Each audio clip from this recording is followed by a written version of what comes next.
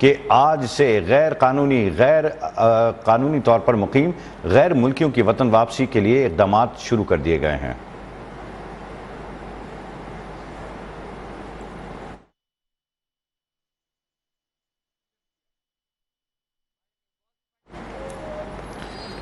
غیر قانونی طور پر پاکستان میں مقیم افراد کی رضاکارانہ واپسی کی ڈیڈ لائن ختم، آپریشن شروع کر دیا گیا۔ وزارت داخلہ نے ملک کی تاریخ میں پہلی بار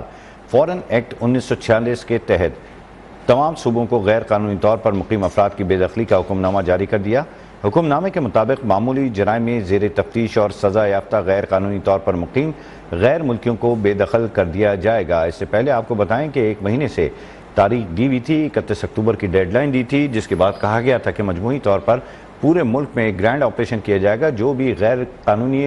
طور پر تارک وطن ہیں ان کو ان کے ملکوں میں واپس بھیجا جائے گا، اور اس حوالے سے حکومت نے کئی بہترین اقدامات کیے، جس کی بنا پر بتایا جاتا ہے کہ 2 لاکھ کے قریب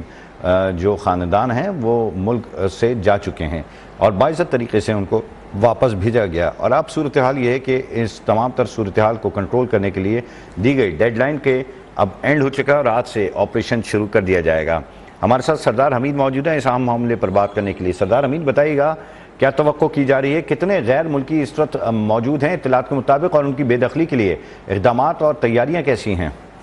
جی بالکل، وفاقی حکومت کی جانب سے ایک ڈیڈ لائن دی گئی تھی 31 اکتوبر کی، اور اب وہ ختم ہو چکی ہے اور آپریشن کا آغاز کر دیا گیا پورے ملک میں۔ وزارت داخلہ نے ملک کی تاریخ میں پہلی بار فارن ایکٹ 1946 کے تحت تمام صوبوں کو غیر قانونی طور پر مقیم افراد کی بے دخلی کا حکم جاری کیا ہے، اور اس سلسلے میں غیر قانونی طور پر مقیم افراد کے پاکستان چھوڑنے کی ڈیڈ لائن جو ہے وہ آج ختم ہو گئی ہے، اور جس کے بعد اب حکومت پاکستان نے ان کی بے دخلی کے لیے ملک گیر آپریشن شروع کر دیا گیا ہے، اور ملک کی تاریخ میں پہلی بار اتنے لوگوں کو جو ہے وہ ان کے ملک واپس بھیجا جا رہا ہے۔ معمولی جرائم میں زیر تفتیش اور سزا یافتہ غیر قانونی طور پر مقیم غیر ملکیوں کو بے دخل کر دیا جائے گا اس آپریشن میں، اور وفاق اور 4 صوبوں میں جو ہے یہ آپریشن کیا جائے گا۔ بے دخلی کے منصوبے کا اطلاق جو ہے پاکستان میں غیر قانونی طور پر مقیم تمام غیر ملکیوں پر ہوگا، اور منصوبے کے اطلاق میں کسی بھی ملک یا شہریت کو ملوث خاطر نہیں رکھا جائے گا۔ سیکورٹی فورسز نے جو اجلاس اس کے ساتھ ساتھ جو جیو فینسنگ کر کے غیر قانونی طور پر مقیم افغان باشندوں کی نشاندہی کا عمل بھی مکمل کر لیا ہے، اور سندھ میں مقیم 2 لاکھ غیر قانونی تارکین وطن کی نشاندہی کا عمل بھی مکمل کیا جا چکا ہے، اور اسی طرح خیبر پختونخوا میں مقیم 3 لاکھ غیر قانونی طور پر مقیم افغان شہریوں میں سے رضاکارانہ طور پر واپس نہ جانے والوں کو ہولڈنگ سینٹروں میں منتقل کیا جائے گا، اور پنجاب اور بلوچستان میں بھی غیر قانونی طور پر مقیم افغان باشندوں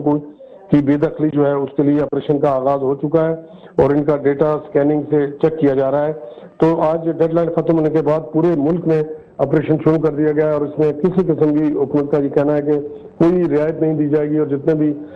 غیر ملکی اور غیر قانونی طور پر پاکستان مقیم ہے۔ اچھا سردار حمید، یہ بتائیے گا کہ آپ جیسے بتا رہے ہیں سندھ میں 2 لاکھ روپے اور KPK اور دیگر صوبوں کے اندر بڑی تعداد میں ابھی بھی غیر ملکی موجود ہیں جو غیر قانونی طور پر آباد ہیں، تو ان کے انخلاء کے لیے کیا اقدامات کیے جائیں گے، کس طرح کی قانونی کارروائیاں کی جائیں گی؟